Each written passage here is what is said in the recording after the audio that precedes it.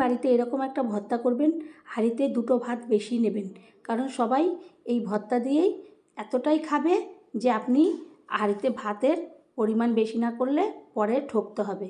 তো তার জন্য আমি নিয়ে নিলাম কলমি শাক, এদিকে কড়াই বসিয়ে দিলাম, কড়াইয়ের মধ্যে লবণ দিয়ে দিলাম। টকবক করে যখন জল ফুটে উঠবে আমি কলমি শাকগুলো আগের থেকে বেছে রেখেছিলাম, ধুয়ে পরিষ্কার করে কেটে কড়াইয়ের মধ্যে দিয়ে দেব। দিয়ে এরপরে একটু যখন ফুটে উঠবে সুন্দরভাবে তখন আমি একটা ঢাকনা দিয়ে ঢেকে দেব, ততক্ষণ অনেকটাই সিদ্ধ হয়ে যাবে। তো এই রকম আমরা তো অনেক রকম ভর্তা করে থাকি, আর কলমি শাক দিয়েও অনেক রকম কিছু করে থাকি রান্না, কিন্তু একদিন হলে এরকম একটা ভর্তা করবেন, দেখবেন কেউ ধরতেই পারবে না আপনি কি করলেন এটা। এরপরে আমি ঢাকনাটাকে তুলব, তুলে জলগুলোকে ঝরিয়ে একটা বাটির মধ্যে এই কলমি শাকগুলো তুলে নেব। এই ভর্তা দিয়ে আপনি ভাত রুটি যে কোনো কিছু দিয়ে খেতে পারেন, আর এই ভর্তা থাকলে আর কিছু বাড়ির লোক চাইবে না, এটা দিয়েই পুরোটা খেয়ে নেবে। এইরকমই একটা ভর্তা হয় এটা। এরপরে ওইটা সাইড করে রেখে দেবো ঠান্ডার জন্যে। এদিকে 6-7টা শুকনো লঙ্কা তেলের মধ্যে দিয়ে আমি ভালো করে ভেজে লাল লাল করে একটা বাটির মধ্যে তুলে নেব। এইভাবে তুলে নিয়ে আমি এটাকেও একটা সাইড করে রেখে দেব। এরপরে এই লঙ্কাগুলোকে সমস্ত ভাজবো, ভেজে বাটির মধ্যে তুলে নেব। যে কটা লঙ্কা আছে সব তুলে রেখে দেব।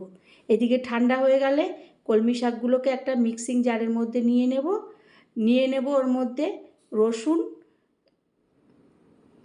কলমি শাকগুলো সমস্তটা নেওয়া হয়ে গেল, এরপরে রসুন নিয়ে নেব।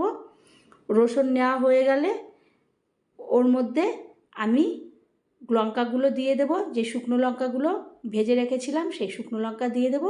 এরপরে একটা ঢাকনা দিয়ে আমি ঢেকে দেব সমস্ত কিছু দিয়ে, কারণ রসুনটা কাঁচা অবস্থায় দেব, ভাজা দেব না। এরপরে আমার এই মিক্স করা এই কলমি শাকের মিক্সটা হয়ে গেল, একটা সাইডে রেখে দেব। কড়াইতে যে তেল ছিল সেই তেলের মধ্যে দিয়ে দেব কালো জিরা আর একটা কাঁচা লঙ্কা 2 অর্ধেক করে দিয়ে দেব। এরপরে দিয়ে দেব পেঁয়াজ। আমি 4টে মিডিয়াম সাইজের পেঁয়াজ নিয়েছিলাম, সেইগুলোকে ঝিরিঝিরি করে কেটে রেখেছিলাম, সেই পেঁয়াজগুলো দিয়ে দেব। দিয়ে আমি ভেজে নেব।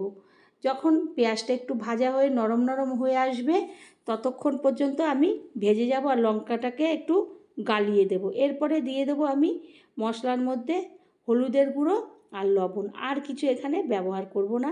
এরপরে হলুদের গুঁড়ো লবণ দিয়ে ভালো করে কষাবো।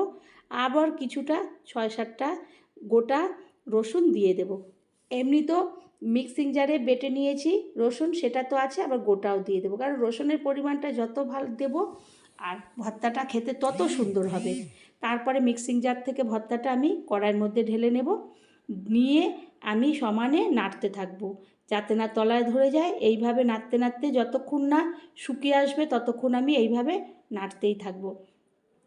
তো বন্ধুরা, কলমি শাকের অনেক রকম রেসিপি খাই, আর ভর্তাও অনেক রকম করে থাকি। একদিন হলে এরকম ভর্তা না করলে আপনি না খেলে বুঝতেই পারবেন না যে কি আপনি মিস করে গেলেন, যে এরকম ভর্তা যে এত সুন্দর হয় খেতে।